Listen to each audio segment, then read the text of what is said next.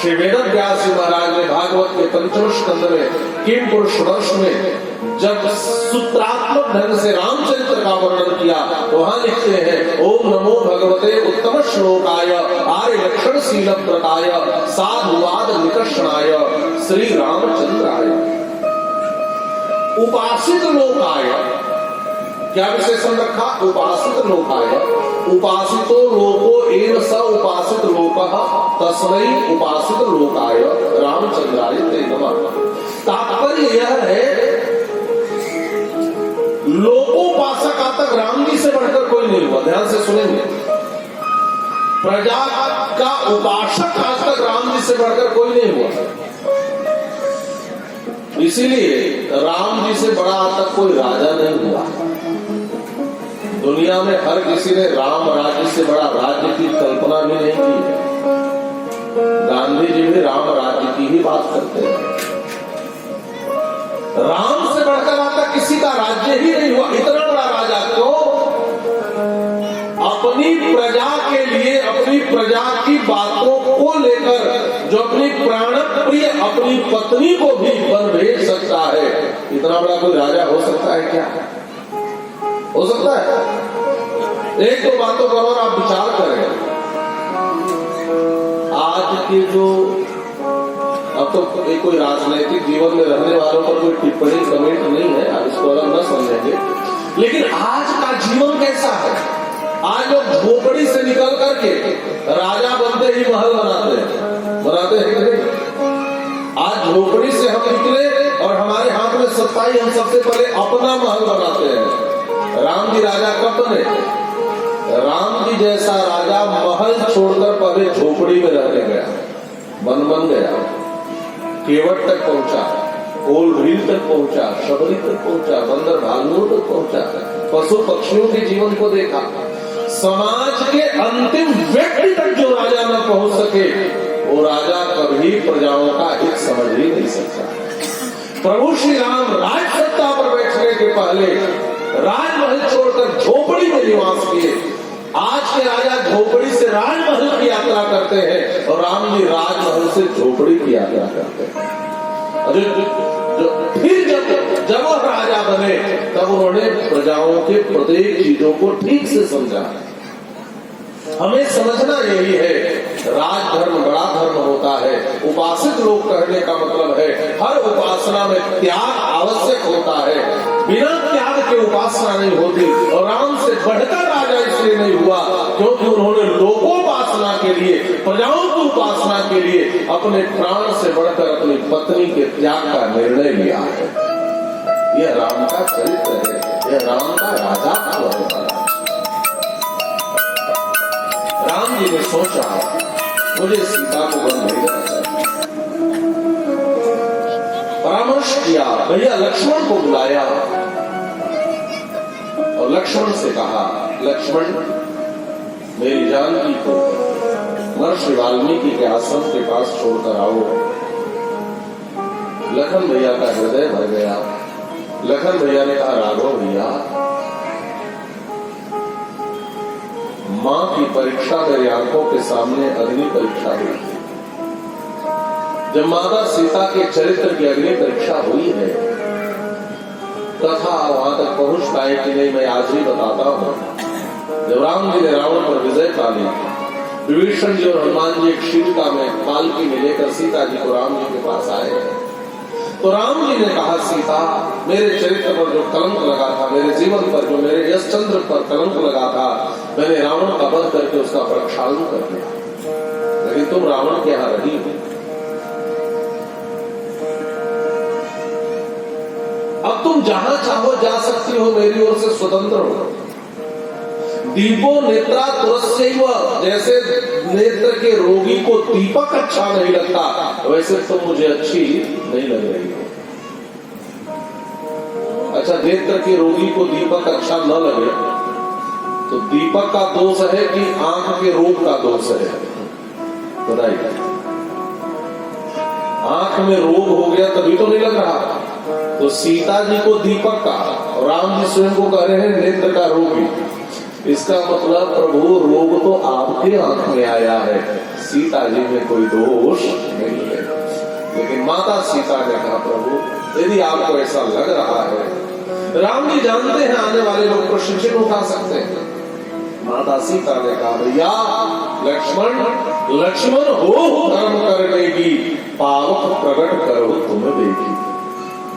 जल्दी से अग्नि की व्यवस्था करो। जैसे यज्ञशाला में आपने देखा होगा घी की वसोर धारा दी जाती है, वैसे माता सीता ने सबके समक्ष देखते देखते अग्नि में कूद गए। कहते हैं हे अग्निदेव आप लोग साक्षी हो, यदि मेरा चरित्र निर्मल है पावन है तो आप इसको प्रमाणित करो।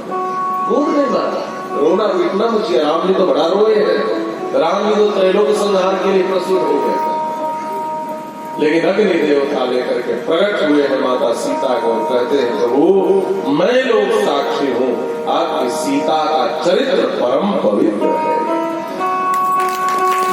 आज लक्ष्मण की आंखों में आंसू है। राघव भैया माता सीता ने मेरे आंखों के सामने अपने चरित्र की परीक्षा दी। राम जी ने कहा भाई सीता का जो श्रेष्ठ चरित्र है दुनिया कैसे जानेगी, मैं इसकी भूमिका बना रहा हूं। तुम्हें छोड़कर मेरी आज्ञा का कोई पालन नहीं कर पाएगा। इसके सुखद परिणाम होंगे लक्ष्मण, और तुम्हारे स्वामी की आज्ञा है तुम सेवक धर्म का पालन करो। इसलिए गोस्वामी तुलसीदास जी ने गीतावली रामायण में भी लिखा है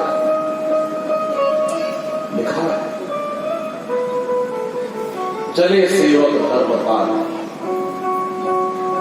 वाल्मीकि मुनि शास्त्र दीजिए पहुंचाए। राघव प्रभु को भी कितनी करुणा है। गोस्वामी जी ने तो यहां तक लिख दिया जिसने माता सीता की निंदा की थी।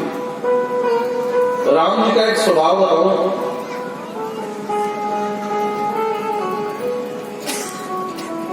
अच्छा कन्हैया की इतनी मजबूरी थी कि ब्रजमंडल में बड़ा रक्तपात करना पड़ा, और थोड़ा पीछे से समझे। लेकिन राम जी ने किसी का खून नहीं बहाया अयोध्या की धरती पर। बहाया क्या? आपने कहीं पढ़ा सुना कि अयोध्या में राम जी ने किसी का वध किया हो? आप कहेंगे कि ब्रज में दुष्ट आते थे तो कन्हैया वध करते थे। पूतराज आ गई, सक्तासुर आ गया, तृणावर्त आ गया, केसी आया, प्रलंबासुर आया, अनेक आए। और कोई आएगा तो मारना तो पड़ेगा, खून तो बहाना पड़ेगा। अयोध्या में कोई आया ही नहीं, इसलिए राम जी ने मारा नहीं। लेकिन अयोध्या में इतना बड़ा दुष्ट हुआ महाराज, इतना बड़ा ब्रज में नहीं हुआ होगा, जिसने जगत जननी जगदम्बा मां सीता के चरित्र पर ही प्रश्न उठा दिया। कितनी बड़ी दुष्टता है, कितनी बड़ी दुष्टता है, आप विचार करो। लेकिन ऐसे दुष्ट को भी राम जी ने दंड नहीं दिया। वैकुंठ का यह अधिकारी नहीं था, स्वर्ग का अधिकारी नहीं था। नरक ने कहा जिसने माता सीता की निंदा की है मैं भी उसे नहीं रखूंगा। जाएगा कहां? राम जी ने कहा जिसको नरक भी रखने को तैयार न हो, ऐसे निंदक को भी अयोध्यावासी होने के नाते में बसाऊंगा। कहां बसाऊंगा? एक विशोक नामक लोक बनाकर इस दुष्ट को भी राम जी ने बसा दिया, लेकिन दंड नहीं दिया। मानस का में लिखा राम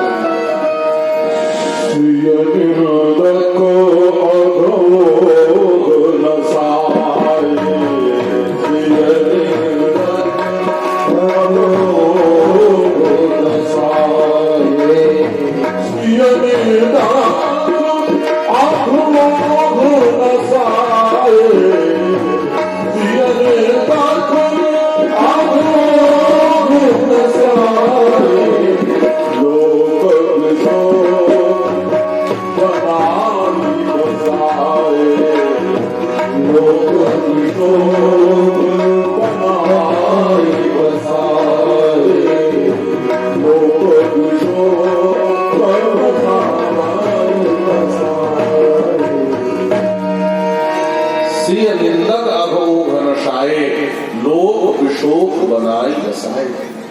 तो श्री रामचरित मानसकार में भी इस चौपाई में इस प्रसंग को पिरोया है, रखा कि सीता जी की निंदा किया था किसी ने। प्रभु श्री राम ने भैया लक्ष्मण से कहा, जाओ मेरी जानकी को महर्षि वाल्मीकि के आश्रम पर छोड़ दो। भोर का वक्त है। लखन भैया मैया जानकी के पास जाकर कहते हैं, माँ प्रभु की आज्ञा है, मैं आपको वन में लेकर चलूं। इतना सुंदर था कि सीता जी का हृदय खुशी से नाच उठा। प्रार्थना करती है, आंख बंद करती है, कहती है, हे ठाकुर जी, संसार में पति हो तो मेरे पति की तरह पति। मैंने आज ही कामना रखी थी कि मेरी इच्छा है मैं इस दोहदावस्था में, इस गर्भावस्था में किसी संत ऋषि महात्मा के आश्रम पर जाऊं, लेकिन मेरे पति ने तुरंत मेरी कामना पूरी की। सीता जी को प्रसन्न होकर बैठ गए, रथ पर बैठा करके गंगा के तट तक आए और नौका से गंगा के उस पार लेकर गए। और महर्षि वाल्मीकि, जैसे महर्षि वाल्मीकि के आश्रम कई जगह मिलते हैं, आप ये बात समझेंगे केवल चित्रकूट नहीं है। राम जी जब बन जा रहे तो उसमें आश्रम चित्रकूट में था, है ना। ये संत महात्मा चलते रहते हैं, कुटिया उनकी बदलती रहती है, आप समझ गए। बड़े सरकारी कुटिया तो आपके यहाँ नहीं है, तो संत ऐसे ही चलने वाले होते हैं। महर्षि वाल्मीकि के भी आश्रम कई जगह मिलते हैं। तो इस भ्रम में आप कभी मत हो जाना कि उनका आश्रम तो वहां था, फिर यहाँ गंगा के पार कैसे मिला। तो गंगा पार किया है लखन भैया ने माता सीता के साथ, और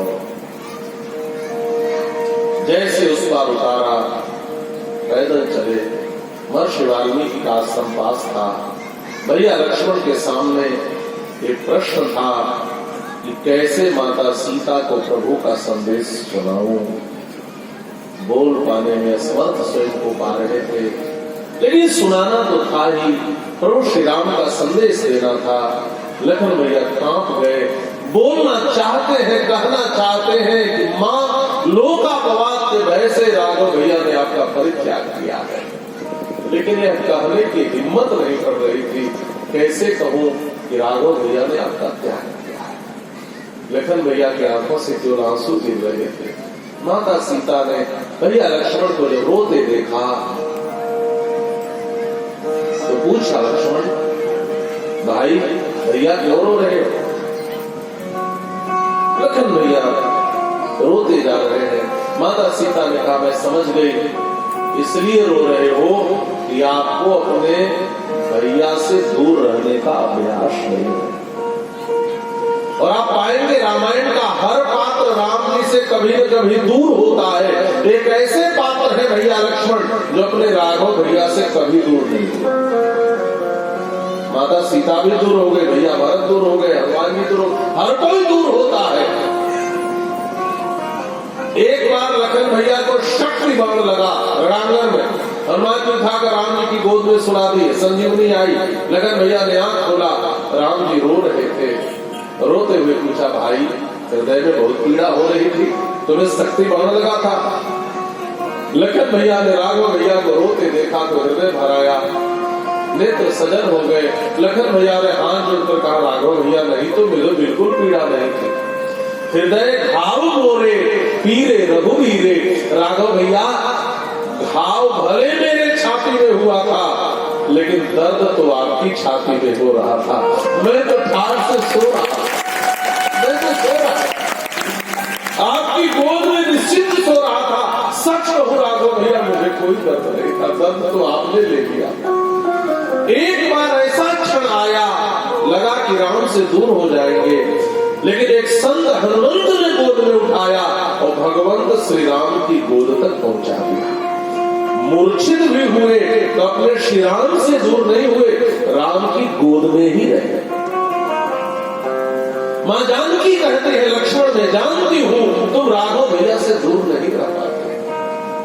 लेकिन भैया तुम्हें रोते देखकर मैं ज्यादा दिन नहीं रुकूंगी, बस 2-4 दिन मेरे साथ रुक जाओ, मैं वापस अयोध्या चलूंगी। लेकिन लखन भैया किसी प्रकार बोल पाए, कुछ स्खलिताक्षर बाहर आए, कंठ अवरुद्ध था, नेत्र सजल थे, हाथ जोड़कर चरणों में बैठ गए, गर्म गर्मांसु बहाते हुए इतना ही कह पाए, मां लोक अपवाद के भय से प्रभु ने आपका त्याग किया है। इतना कहे चरणों में प्रणाम किया, पलट कर मैया को देखने की हिम्मत नहीं पड़ी, वापस दौड़ते हुए आए, धड़ाम से नौका में गिर पड़े, नौका दूसरी दिशा की ओर चल पड़ी। भगवान श्री राघवेंद्र के इस कठोर आदेश को सुना तो मैया जानकी कौन हो गई, सोचने लगी अब कहा जाता। जानकी की आंखों में पीड़ा के आंसू निकल गए। क्या मैं तो सोच रही थी मेरी इच्छा पूर्ण करने के लिए भेजे हैं, प्रभु ने मेरा त्याग किया, क्या मैं लोक कलंकिता हो गई, क्या लोगों ने मेरे चरित्र पर कलंक लगा दिया। एक स्त्री के जीवन की सबसे बड़ी पीड़ा होती है कि कोई उसके चरित्र पर प्रश्न चिन्ह उठा दे, और उससे भी बड़ी पीड़ा होती है कि उसका पति उसका त्याग कर दे। ये सबसे बड़ी पीड़ा है। मैं लोक कलंकिता हो गई और मैं पति परित्यक्ता हो गई, यह जानकी जी के जीवन की सबसे बड़ी वेदना है। किसी भी स्त्री के जीवन में यह पल आ जाए, यह क्षण आ जाए, तो आत्महत्या को छोड़कर उसके सामने कोई रास्ता ही नहीं बचता। सोचने लगी अब जीने का क्या मतलब, यह बात दुनिया में फैल गई होगी, मैं किसे मुंह दिखाऊंगी, मैं कहां जाऊंगी, कोई पूछ ले तुम अयोध्या से कैसे आ गई, तो मैं कैसे कहूंगी कि लोगों ने मेरे चरित्र को कलंकित किया है, और मैं कैसे कह पाऊंगी प्यारे पुत्र श्री राम ने मेरा परित्याग किया है। अब तो मुझे प्राणोत्सर्ग करना चाहिए। प्राणोत्सर्ग करने के लिए जब गंगा के तट पर आई और गंगा जी में कूदना चाह रही थी, और जैसे झांका वैसे अपनी दोहरावस्था दिखाई, अपनी गर्भावस्था दिखाई। महाराज जानकी जी ने कदम पीछे खींच लिए, कल मैंने संक्षेप में बताया, कदम पीछे खींच लिए और जानकी जी सोचने लगी, और वो आज मैं मृत्यु का वर्ण कर लूंगी तो मेरे साथ मेरे गर्भ का बालक भी समाप्त हो जाएगा। मैं स्वयं को मारने के लिए स्वतंत्र हो सकती हूँ, लेकिन मैं किसी और को मारने के लिए स्वतंत्र नहीं हूँ। मेरे गर्भ में श्री राम का वंश बीज पल रहा है, मेरे गर्भ में राम का वंश है, ये भी मेरे साथ नष्ट हो जाएगा। मैं जीवन धारण करूंगी किसके लिए? का उसी राम के लिए जिस राम ने मुझे कलंकित करके अयोध्या से बाहर भेजा। ये माता सीता का चरित्र है, ध्यान से सुनेंगे। दुनिया की कोई स्त्री इतनी पीड़ा लेकर जी नहीं सकती। मैं जीऊंगी उसी राम को लिए जो एक पत्नी व्रती है और जो दूसरा विवाह नहीं करेंगे। मैं उनको उनका वंशज देने के लिए, क्योंकि मेरे जाते ही उनकी वंश परंपरा डूब जाएगी, मेरे साथ समाप्त हो जाएगी। जानकी जी कदम पीछे हटा ली, लेकिन प्रश्न था जाए तो कहां जाए, कौन आश्रय देगा, कहां जाए? ऐसी स्त्री को कौन रखेगा?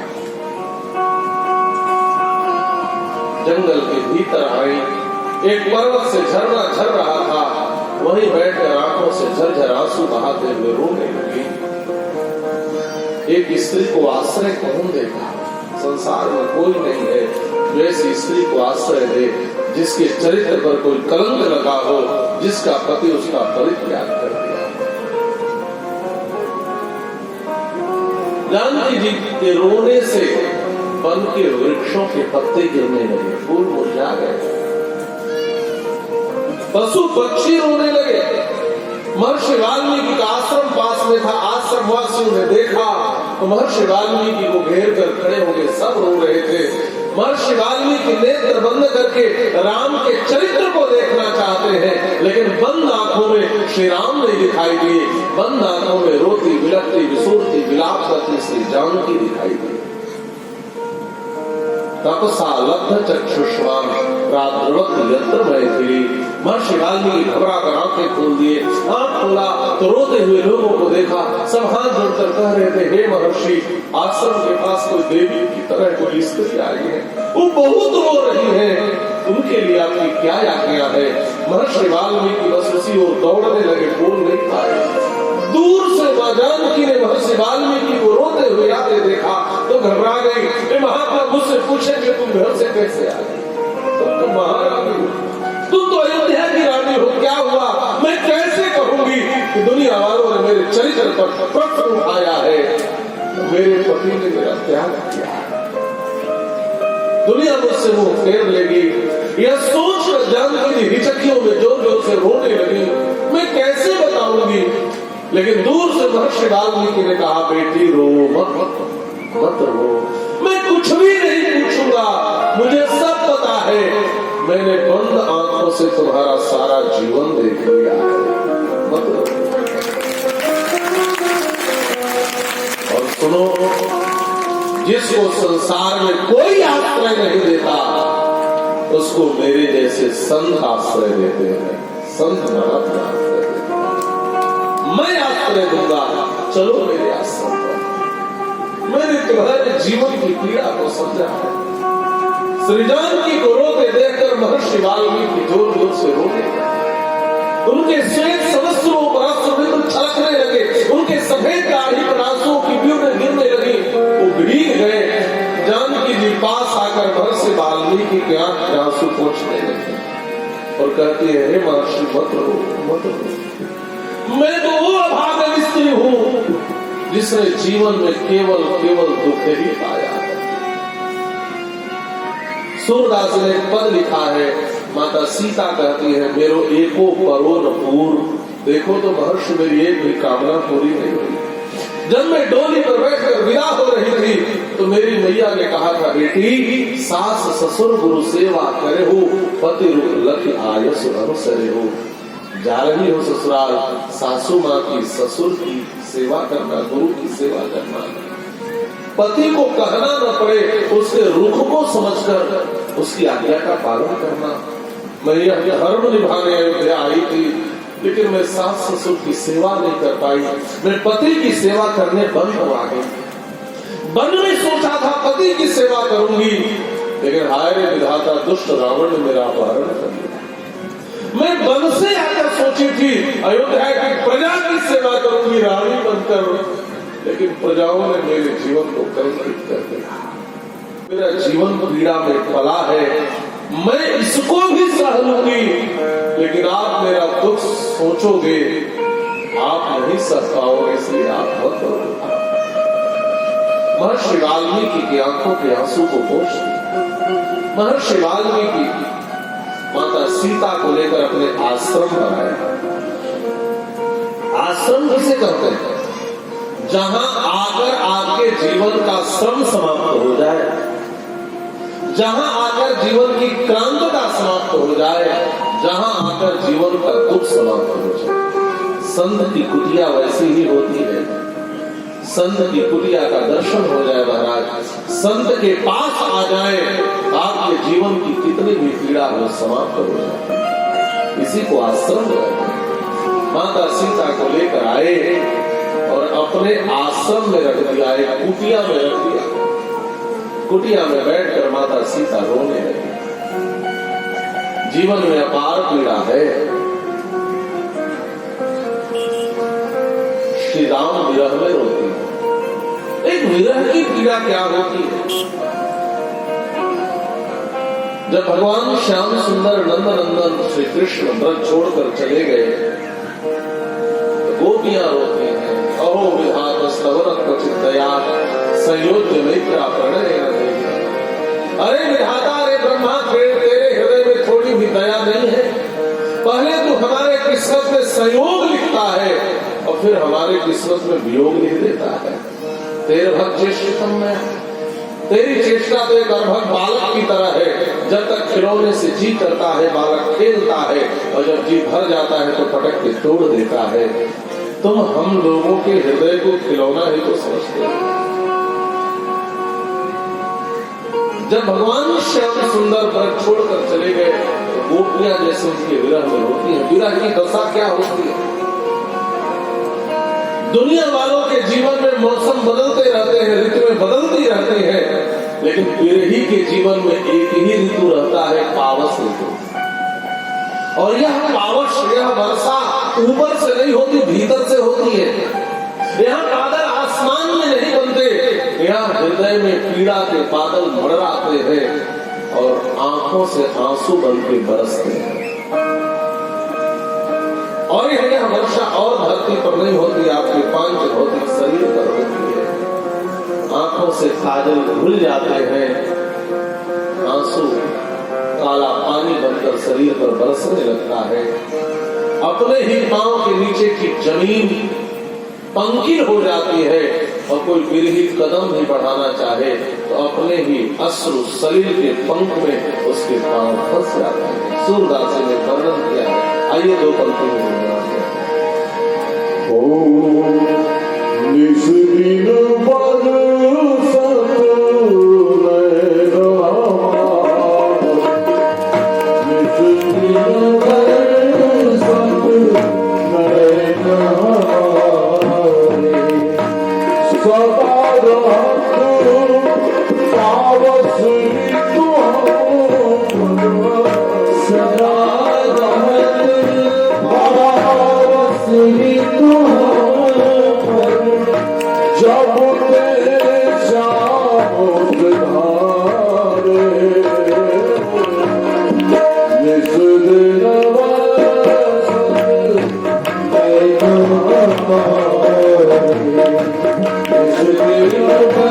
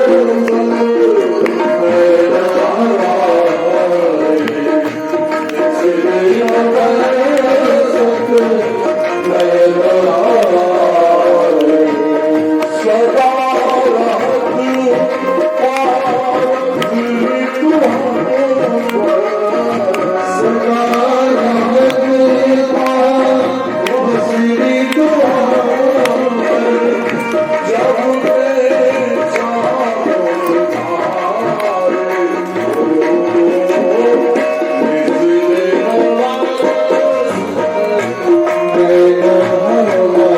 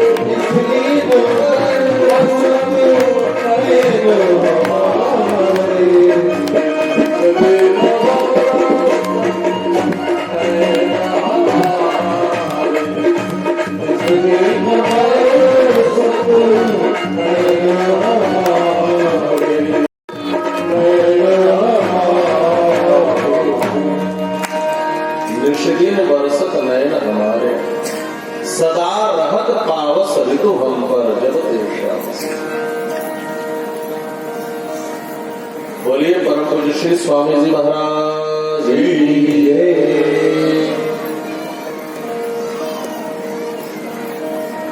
आप लोग प्रणाम करके अपने अपने स्थान पर बैठ जाए। आप लोग अपने स्थान पर बैठ जाए। निष्दिन वर्षत नयन हमारे, सदा रहत पावस ऋतु हम पर जब तेरे श्याम से। विरहियों के जीवन में पावस ऋतु का नित्य आगमन बना रहता है। श्री सीता जी रोती रही कुटिया में बैठकर। ये समझने वाली बात यह है कि माता सीता के एक भी अश्रु बिंदुओं को व्यर्थ नहीं जाने दिया। एक आपने सुना कि गंगा जी क्या है? भगवान के चरण प्रक्षालित जल को ब्रह्मा जी ने अपने कमंडल में लेकर गंगा की धारा बहाई थी। वो गंगा की धारा भागीरथी गंगा के नाम से जानी जाती है। लेकिन महर्षि वाल्मीकि ने क्या किया? माता सीता के आंख के आंसुओं को लेकर के अपने काव्य कमंडलों में, रामायण रूपी कमंडलों में एक राम कथा की नई गंगा बहा दी।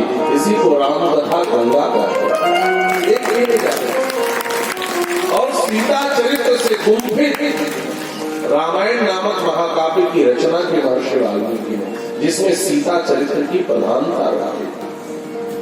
500 सर्ग, 24,000 श्लोक और 7 कांडों से युक्त उन्होंने श्रीमद् वाल्मीकि रामायण की रचना की। सोचने लगे हो मेरे इस ग्रंथ को पढ़ेगा कौन? देखिए, सुयोग्य उत्तराधिकारी का मिलना भी बहुत बड़े भाग्य की बात है। आजकल सुयोग्य उत्तराधिकारी नहीं मिलते। ईंट पत्थर के बहुत मिल जाएंगे, क्षेत्र परिक्षेत्र लेने वाले बहुत मिल जाएंगे, लेकिन सारस्वत संपदा के उत्तराधिकारी जल्दी नहीं मिलते। माता सीता ने 2 बालकों को जन्म दिया है। बड़े का नाम है कुश, बड़े का नाम है कुश और छोटे का नाम है लव। ये भी एक भ्रम है, कुछ लोग लव को बड़ा समझते हैं। मुनि वेशो कुशी लवौ, कुश बड़े हैं और लव छोटे हैं, दोनों जुड़वा है। और कुश से कुश को नहीं बनाया, ये भी दंत कथा है। सीता जी ने 2 बालकों को जन्म दिया। दुईसुत सुंदर सीता जाए, वाल्मीकि बनाए ऐसा नहीं लिखा था। और दुईसुत सब भाई कह रहे, तो आप इसका भी सही से समझेंगे। सीता जी ने 2 बालकों को जन्म दिया। शस्त्र की शिक्षा मां सीता ने दी, शास्त्र की शिक्षा महर्षि वाल्मीकि ने दिया है। और इस प्रकार से इन दोनों बालकों को ही उत्तराधिकारी माना है। महर्षि वाल्मीकि ने 24,000 श्लोक रटाया और कहा, पहली कथा संतों को सुनाओ। ध्यान से सुनेंगे। जिस कथा की प्रशंसा संत करे वही कथा सच्चे अर्थों में कथा है। दुनिया तो कहे महाराज बड़ा अच्छा बोलते हैं, क्या बढ़िया सुनाते हैं, कितना सुंदर गीत है, संगीत है, कितना सुंदर हास्य है।